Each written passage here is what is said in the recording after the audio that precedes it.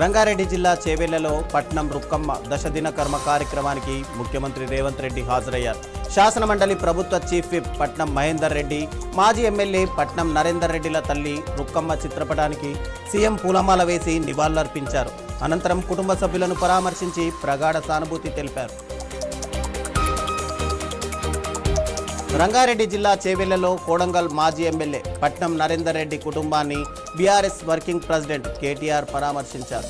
నరేందర్ రెడ్డి తల్లి రుక్కమ్మ దశదిన కర్మ కార్యక్రమానికి హాజరైన కేటీఆర్ ఆమె చిత్రపటానికి పూలమాల వేసి నివాళులర్పించారు. అనంతరం కుటుంబ సభ్యులను పరామర్శించి ప్రగాఢ సానుభూతి తెలిపారు. తెలంగాణను ప్రపంచ స్థాయి పెట్టుబడుల కేంద్రంగా తీర్చిదిద్దడమే రాష్ట్ర ప్రభుత్వ లక్ష్యమని ఉప ముఖ్యమంత్రి బట్టి విక్రమార్క అన్నారు. $3 ట్రిలియన్ ఆర్థిక వ్యవస్థ లక్ష్యంతో ప్రభుత్వం ముందుకు సాగుతోందని, హైదరాబాద్ను ప్రపంచ నగరాల సరసన నిలబెట్టేందుకు మూసీ అభివృద్ధి, ఫ్యూచర్ సిటీ వంటి ప్రతిష్టాత్మక ప్రాజెక్టులను అమలు చేస్తున్నట్టు తెలిపారు. హైదరాబాద్లో రవాణా శాఖ మంత్రి పొన్నం ప్రభాకర్ నివాసంలో నిర్వహించిన బోనాల వేడుకల విందుకు ముఖ్యమంత్రి రేవంత్ రెడ్డి హాజరయ్యారు. ఈ సందర్భంగా పలువురు ప్రజాప్రతినిధులు ప్రముఖులతో కలిసి భోజన సంబరాల్లో పాల్గొన్నారు. భోగాపురం అంతర్జాతీయ విమానాశ్రయంపై వస్తున్న ప్రచారంపై టీటీడీ మాజీ చైర్మన్ భూమన కరుణాకర్ రెడ్డి విమర్శలు చేశారు. కొన్ని మీడియా సంస్థలు భోగాపురం విమానాశ్రయాన్ని అతిగా ప్రచారం చేస్తున్నాయని, ప్రజలకు వాస్తవాలు చెప్పకుండా పొగడ్తలకే పరిమితమవుతున్నాయని ఆరోపించారు. కృష్ణా జిల్లా మచిలీపట్నంలో జాతీయ పతాక రూపకర్త పింగళి వెంకయ్య 150వ జయంతి వేడుకలు నిర్వహించారు. చిలకలపూడి పోలీస్ స్టేషన్ సమీపంలోని ఆయన విగ్రహానికి పలువురు ప్రముఖులు పూలమాలలు వేసి నివాళులర్పించారు. జాతీయ పతాకాన్ని దేశానికి అందించిన మహనీయుడు పింగళి వెంకయ్య తెలుగువారు కావడం గర్వకారణమని ప్రముఖులు తెలిపారు. రాబోయే అసెంబ్లీ ఎన్నికల్లో నల్లగొండ నియోజకవర్గం నుంచి పోటీపై మంత్రి కోమటిరెడ్డి వెంకటరెడ్డి కీలక వ్యాఖ్యలు చేశారు. అత్యధిక మెజార్టీతో గెలిపిస్తామని ప్రజలు హామీ ఇస్తేనే బరిలోకి దిగుతానని, లేదంటే పోటీ నుంచి తప్పుకుంటానని తెలిపారు. తాను ప్రచారానికి రాకపోయినా చేసిన అభివృద్ధిని చూసి ప్రజలు ఓటు వేయాలని కోరారు. వైసీపీ ఎమ్మెల్యే విరూపాక్షిపై ఆలూరు టీడీపీ ఇన్ఛార్జ్ వైకుంఠం జ్యోతి తీవ్రస్థాయిలో మండిపడ్డారు. నేలకల్లులో దాడిలో గాయపడిన దళిత మహిళ సుచిత్రను టీడీపీ జిల్లా అధ్యక్షురాలు గుడిసె కృష్ణమ్మతో కలిసి పరామర్శించారు. దళితులపై దాడులకు పాల్పడిన వారిపై కఠిన చర్యలు తీసుకోవాలని డిమాండ్ చేశారు. రాజ్యాంగంపై ప్రతి ఒక్కరూ అవగాహన కలిగి ఉండాలని రాష్ట్ర ఉన్నత విద్యామండలి చైర్మన్ బాలకృష్ణారెడ్డి అన్నారు. సంగారెడ్డి జిల్లా ముత్తంగి గ్రామంలోని విశ్వభారతి లా కళాశాల నూతన భవనాన్ని ఆయన ప్రారంభించారు. స్వాతంత్రం అనంతరం కొంతకాలం లా విద్యకు ఆదరణ తగ్గినా గ్లోబలైజేషన్ తర్వాత మళ్లీ ప్రాధాన్యత పెరిగిందని తెలిపారు. తెలంగాణలో జనసేన పార్టీ బలమైన ప్రత్యామ్నాయ శక్తిగా ఎదుగుతుందని ఉమ్మడి ఖమ్మం జిల్లా జనసేన ఇన్ఛార్జ్ గడల శ్రీనివాసరావు అన్నారు. భద్రాద్రి కొత్తగూడెం జిల్లా దమ్మపేటలో నిర్వహించిన జనసేన నాయకుల ఆత్మీయ సమ్మేళనంలో ఆయన పాల్గొని పార్టీ శ్రేణులకు దిశానిర్దేశం చేశారు. కడప జిల్లా పులివెందులలో భారీ ఆర్థిక మోసం కలకలం రేపింది. చిట్టీలు, వడ్డీ వ్యాపారం పేరుతో కోట్ల రూపాయలు సేకరించి మోసం చేశారంటూ బాధితులు పోలీసులను ఆశ్రయించారు. విశ్రాంత ఉపాధ్యాయుడు శివకాశీరెడ్డి సుమారు 7 కోట్ల మేర లావాదేవీలు నిర్వహించి ఐపీ పెట్టి కనిపించకుండా పోయారని బాధితులు ఆరోపిస్తున్నారు.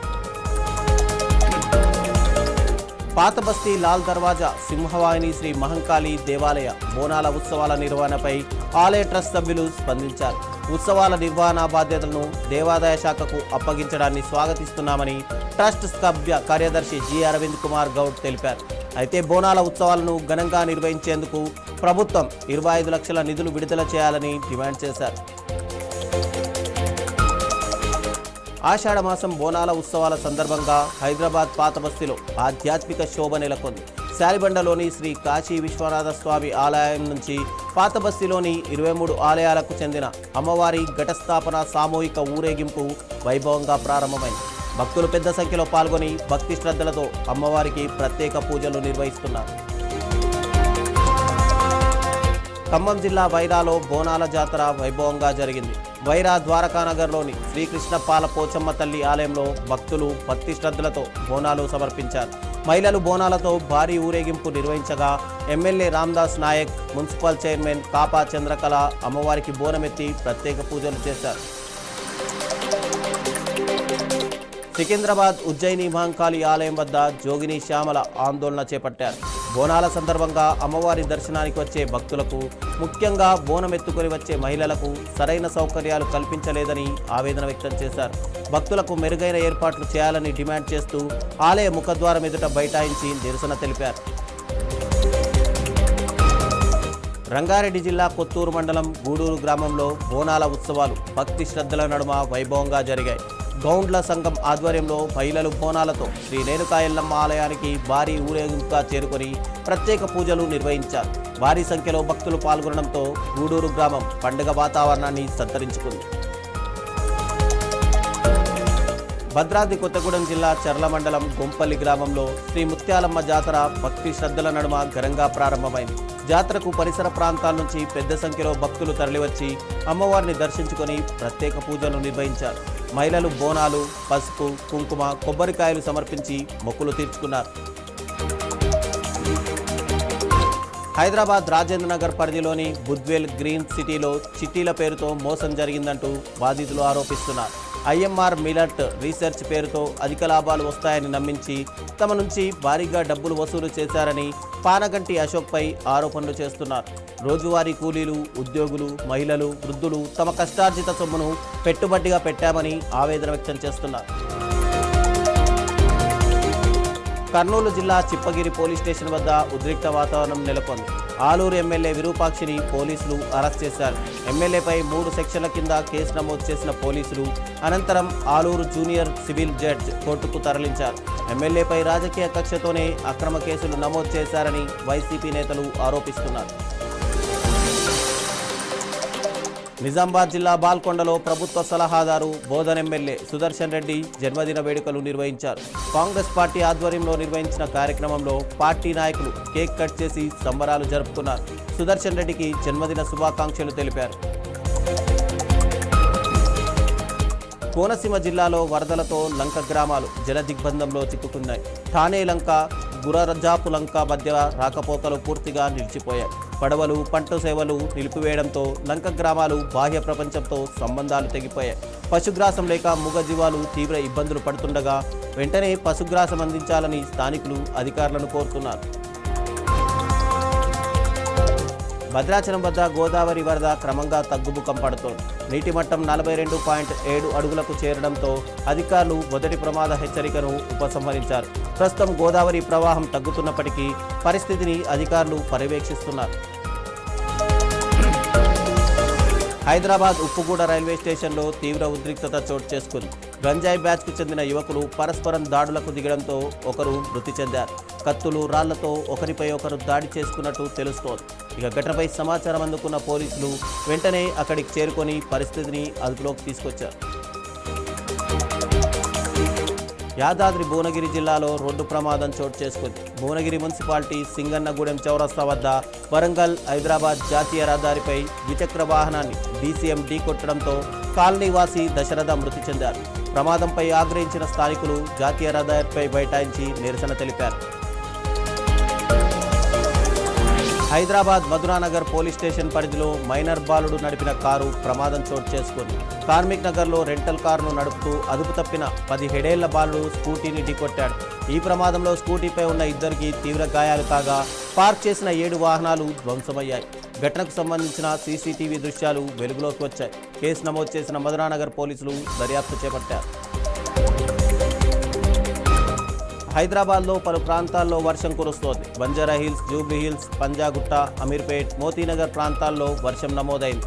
జీహెచ్ఎంసీ పరిధిలో మరో 2 గంటల పాటు వర్షం కొనసాగే అవకాశం ఉందని అధికారులు తెలిపారు. గంటకు 30 కిలోమీటర్ల వేగంతో ఈదురుగాలులు వీచే అవకాశం ఉండడంతో అత్యవసరమైతేనే బయటకు రావాలని అధికారులు సూచిస్తున్నారు. హైదరాబాద్ బాలానగర్ పోలీస్ స్టేషన్ పరిధిలో విషాదకర రోడ్డు ప్రమాదం జరిగింది. పద్మానగర్ ఫేజ్ 1 వద్ద ప్రమాదవశాత్తు ద్విచక్ర వాహనం లారీ టైర్ కింద పడింది. ఈ ఘటనలో బైక్పై వెళ్తున్న చిన్నారి వేదశ్రీ లారీ టైర్ కింద పడి మృతి చెందింది. ఘటనపై కేసు నమోదు చేసిన పోలీసులు దర్యాప్తు చేపట్టారు. మేడ్చల్ జిల్లా రాంపల్లి ఎక్స్ రోడ్ వద్ద రోడ్డు ప్రమాదం చోటు చేసుకుంది. లారీ ఢీకొనడంతో ఓ ద్విచక్ర వాహనదారుడు అక్కడికక్కడే మృతి చెందాడు. కీసర మండలం చీర్యాల గ్రామానికి చెందిన మంద నరసింహులు విధులకు వెళ్తుండగా మహీంద్రా షోరూం సమీపంలో అతివేగంతో వచ్చిన లారీ బైక్ను ఢీకొట్టింది. మహారాష్ట్రలోని తడోబా ఆందారి టైగర్ రిజర్వ్లో అరుదైన దృశ్యం కెమెరాకు చిక్కింది. సఫారీ ముగించుకొని వస్తున్న పర్యాటకుల ముందే ఓ తల్లి పులి తన 3 పిల్లలతో రోడ్డును దాటింది. అదే సమయంలో అటుగా వచ్చిన బైకర్కు వాహనాల హెడ్లైట్లతో హెచ్చరిక ఇవ్వడంతో పెను ప్రమాదం త్రుటిలో తప్పింది. టీమిండియాకు పెద్ద ఎదురుదెబ్బ తగిలే సూచనలు కనిపిస్తున్నాయి. Star fast bowler Jasprit Bumrah శ్రీలంకతో జరగనున్న 2 టెస్టుల సిరీస్కు దూరమయ్యే అవకాశం ఉందని తెలుస్తోంది. ఫిట్నెస్ పూర్తిగా సాధించకపోవడంతో అతడికి మరింత విశ్రాంతి ఇవ్వాలని బీసీసీఐ భావిస్తోంది. జూలై 28న ప్రకటించిన భారత జట్టులో బుమ్రా పేరు కూడా ఉంది.